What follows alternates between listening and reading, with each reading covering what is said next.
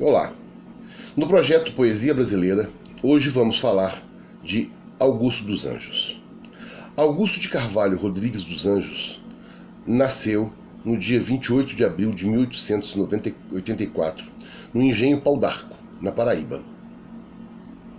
Seus pais eram proprietários de engenho e ele cresceu sendo educado pelo próprio pai, até ele cursar o colégio Liceu Paraibano, antes de entrar na Faculdade de Direito em Recife. Ele se formou em Direito, mas ele nunca exerceu a profissão. Publicou vários textos e poemas nos jornais da Paraíba e, com isso, uma das coisas que ele conseguiu foi ser denominado como Doutor Morte, porque os temas que ele usava na sua poesia, na sua literatura, eram temas bastante pesados para a época. Inclusive, ele teve muita influência parnasiana, muita influência simbolista, e pelos termos que ele usou, ele é considerado um pré-modernista.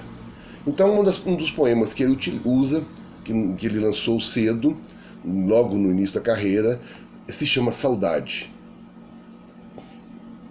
Hoje que a mágoa me apunhala o seio e o coração me rasga atroz imensa, eu a bendigo da descrença em meio, porque eu hoje só vivo da descrença. À noite, quando em funda soledade minha alma se recolhe tristemente, para iluminar minha alma descontente, se acende o círio triste da saudade. E assim, afeito às mágoas e ao tormento, e à dor e ao sofrimento, eterno afeito, para dar vida à dor e ao sofrimento, da saudade na campa enegrecida, guardo a lembrança que me sangra o peito, mas que, no entanto, me alimenta a vida. Essa poesia, esse soneto, pertence à fase inicial da sua vida poética. Durante os anos de 1903 e 1907, ele estudou, como eu falei, na Faculdade de Direito e se formou em Direito. Depois que se formou em Recife, ele voltou para João Pessoa, passou a dar aulas de literatura brasileira, e era muito ligado, era muito dado a letras e a literatura. Como eu disse, pelo tema que ele usava, ele era chamado de Doutor Tristeza. Em 1910, ele se casou com Esther Fialho, com quem teve 3 filhos. O primeiro filho morreu precocemente. E aí, com o advento da industrialização, o fim da monarquia, da escravatura, ele se transferiu para o Rio de Janeiro.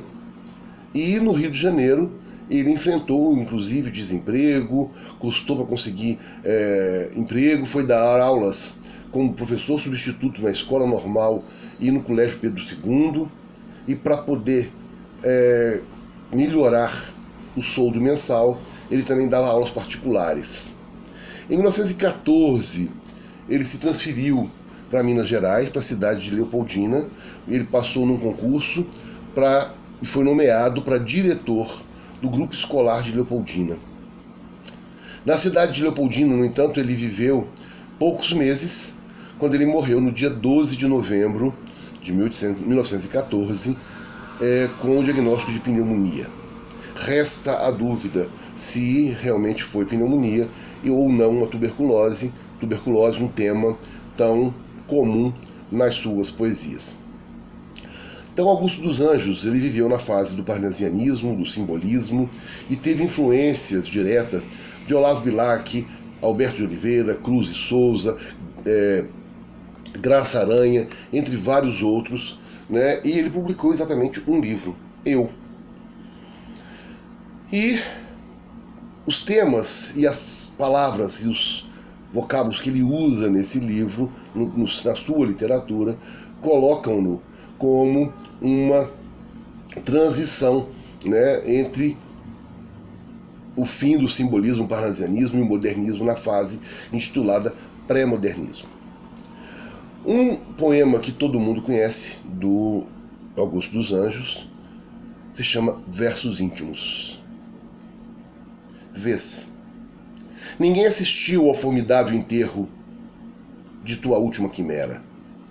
Somente a ingratidão, esta pantera, foi tua companheira inseparável. Acostuma-te à lama que te espera. O homem que nesta terra miserável mora entre feras, sente inevitável necessidade de também ser fera. Toma um fósforo, acende teu cigarro. O beijo, amigo, é a véspera do escarro. A mão que afaga é a mesma que apedreja. Se alguém causa ainda pena tua chaga, apedreja essa mão vil que te afaga, escarra nessa boca que te beija. É um poema forte, é um poema com termos bastante pesados, mas onde ele mostrava a falta de amizade, a não poder confiar nas pessoas, muito importante. Então ele foi, gente, poeta, ele foi historiador, ele foi um professor excelente, e não pertenceu a nenhuma escola de literatura.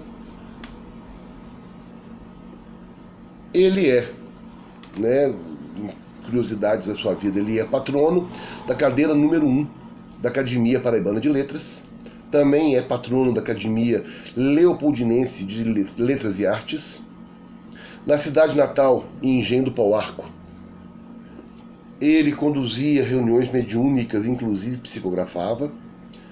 Existe atualmente um soneto que foi psicografado por Chico Xavier, que é dele, E a sua casa em Leopoldina, que ele viveu poucos meses, se transformou no Museu Espaço dos Anjos.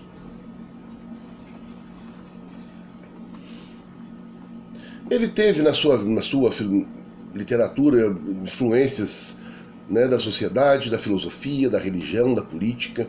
Embora não era uma pessoa muito dada à religião, ele estudou a religião para poder utilizá-la na sua literatura. Tinha uma característica importante, que era o fato de usar expressões eruditas junto com expressões populares, Então isso também foi considerado até como uma forma imprópria de escrever, uma antipoética.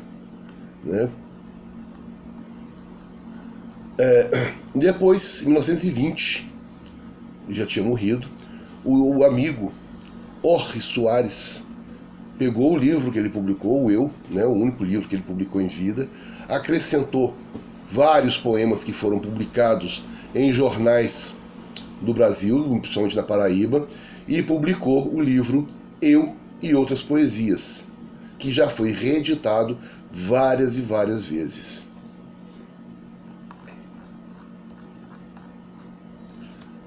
Uma poesia importante de Augusto dos Anjos, Psicologia de um Vencido.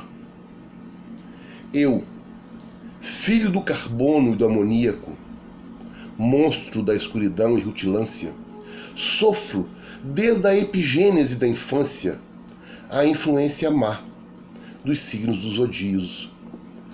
Profundissimamente hipocondríaco, esse ambiente me causa repugnância. Sob minha boca uma ânsia análoga à ânsia que se escapa da boca de um cardíaco. Já o verme, esse operário das ruínas, que o sangue podre das carnificinas come e a vida em geral declara guerra, anda a espreitar meus olhos para roê-los, e há de deixar-me apenas os cabelos na frialdade inorgânica da terra. Essa poesia já pertence à sua segunda fase, onde ele fala de termos mundanos, onde ele apresenta praticamente o verme que vai destruir o corpo, que vai acabar com tudo, né? Então, a poesia aqui é uma tentativa de se expressar, de comunicar com o mundo. Soneto. Canta teu riso esplêndido, sonata, e há no teu riso de anjos encantados, como que um doce tilintar de prata e a vibração de 1000 cristais quebrados.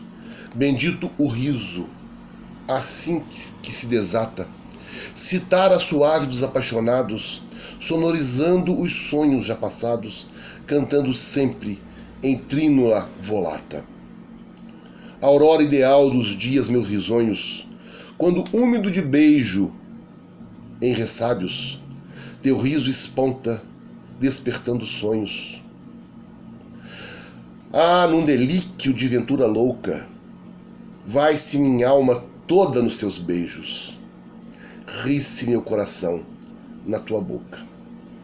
Nesse soneto importante é a gente observar, né, a rima e a métrica própria do parnasianismo, do simbolismo da época, e aqui nós temos uma rima que ele faz muito especial, muito linda, que é quando úmido de beijos em ressábios, na terceira estrofe, ele rima com vai-se minha alma toda nos teus beijos. Então ele rima ressábios com beijos.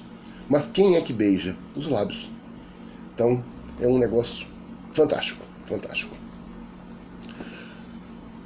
Solitário. Como um fantasma que se refugia na solidão da natureza morta, por trás dos ermos túmulos, um dia eu fui refugiar-me à tua porta. Fazia frio, e o frio que fazia não era esse que a carne nos contorta. Cortava, sim, como em carniçaria, o aço das facas incisivas corta. Mas tu não vieste ver minha desgraça.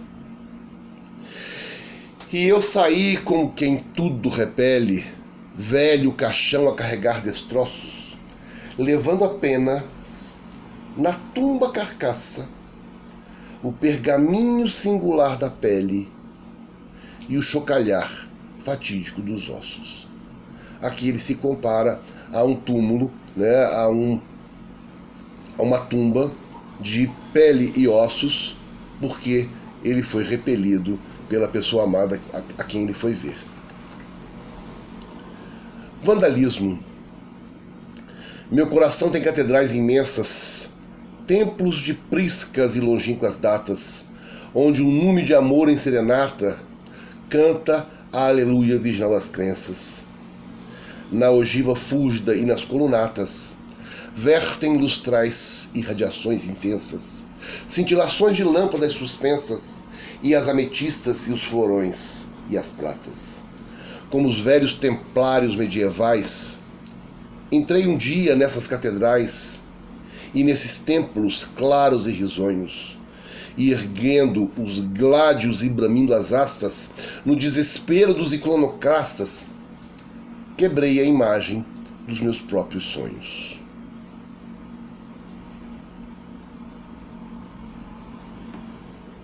Vozes da morte.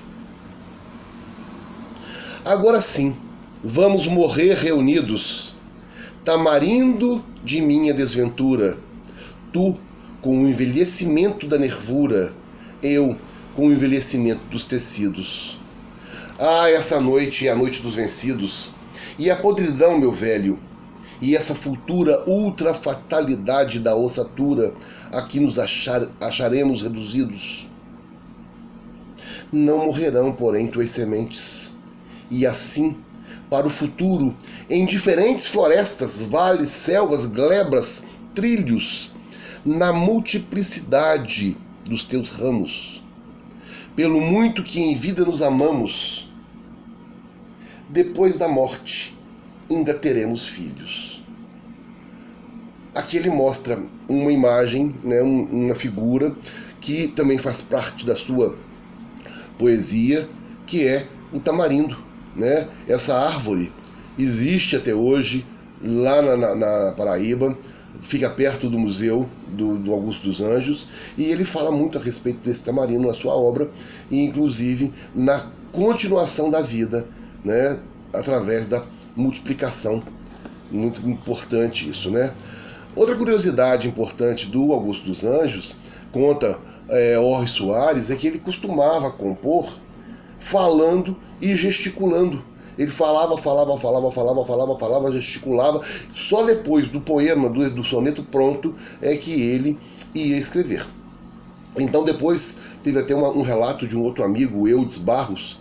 O Eudes morava na casa da irmã no Rio de Janeiro, e ela observava Augusto dos Anjos no quintal, fazendo esse tipo de coisa, gesticulando, falando alto, e ela achava que ele era louco. Esperança. A esperança não murcha, ela não cansa. Também como ela não sucumbe à crença, vão os sonhos nas asas da descrença, voltam os sonhos nas asas da esperança. Muita gente infeliz assim não pensa. No entanto, o mundo é uma ilusão completa. Não é a esperança por sentença, esse laço que ao mundo nos manieta. Mocidade, portanto, ergue o teu grito, sirva-te a crença do fanal bendito, salve-te a glória no futuro, avança. E eu que vivo atrelado ao desalento, também espero o fim do meu tormento, na voz da morte, a me bradar, descansa. Aqui ele fala bem a respeito dessa, né, coisa do mundo. O mundo não está do jeito que ele gostaria que fosse, um mundo hostil, e ele espera, ele fala a respeito da morte, que vai ser a solução, né, para a sua vida. Amor e crença. Sabes o que é Deus? Esse infinito e santo ser que preside e rege os outros seres, que os encantos e a força dos poderes reúne tudo em si num só encanto. Esse mistério eterno e sacrossanto, essa sublime adoração do crente, esse manto de amor doce e clemente, que lava as dores e que enxuga o planto.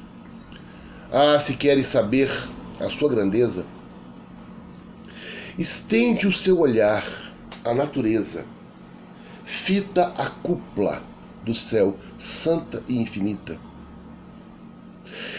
Deus é o templo do bem, na altura imensa. O amor é a hóstia que bendiz a crença. Ama, pois, crê em Deus e se bendita.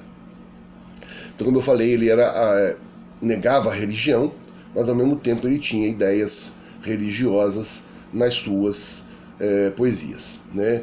Ele viveu numa fase bastante conturbada, bastante difícil, porque ele assistia aos proprietários falindo nas cidades e, ao mesmo tempo, escravos sendo liberados e vivendo em completa miséria, né? Era uma fase muito difícil aí, depois da assinatura da Lei Áurea. Morcego. Morcego é uma poesia, um soneto bonito. Morcego. Meia-noite, ao meu quarto me recolho. Meu Deus, e esse morcego? E agora vede, na bruta ardência orgânica da sede, morde-me a goela, ígneo e escaldante molho. Vou mandar levantar outra parede, digo, ergo-me a tremer, fecho o ferrolho e olho o teto, e vejo ainda, igual um olho, circularmente sobre a minha rede. Pego de um pau, esforços faço, chego a tocá-lo, minha alma se concentra. Que ventre produz tão feio parto? A consciência humana é esse morcego. Por mais que a gente faça à noite, ele entra imperceptivelmente em nosso quarto. uma imagem linda de colocar aqui esse morcego como a consciência humana, né? Na hora de deitar, que é a hora que a gente deita, relaxa, e a gente pensa e a gente deixa a consciência falar e a consciência dizer pra gente algumas coisas bastante importantes na nossa vida. O Deus Verme, fator universal do transformismo, filho da teleológica matéria, na superabundância ou na miséria, Verme é o seu nome obscuro de batismo. Jamais emprega o acérrimo exorcismo em sua diária ocupação funerária, e vive em conturbérnio com a bactéria, livre das roupas do antropoformismo. Almoça a podridão das drupas agras, janta hidrópicos, rói vísceras magras, e dos defuntos novos incha a mão. Para ele é que a carne podre fica, e no inventário da matéria rica cabe aos seus filhos a maior porção. Né? O termo aqui, sempre que ele utilizava, né? A decomposição da carne, a decomposição do corpo, verme, por isso ele foi também denominado de poeta da morte. Vozes de um túmulo. Morri. E a terra, a mãe comum, o brilho destes olhos apagou. Assim, Tântalo, aos reais convivas, num festim, serviu as carnes do seu próprio filho. Por que para esse cemitério vim? Porque, antes da vida, o angusto trilho palmilhasse do que este que eu palmilho, e que me assombra porque não tem fim. No ardor do sonho que o fronema exalta, construí de orgulho a pirâmide alta, hoje, porém, que se demorou. A pirâmide real do meu orgulho, hoje, que apenas sou matéria e entulho, tenho consciência de que nada sou.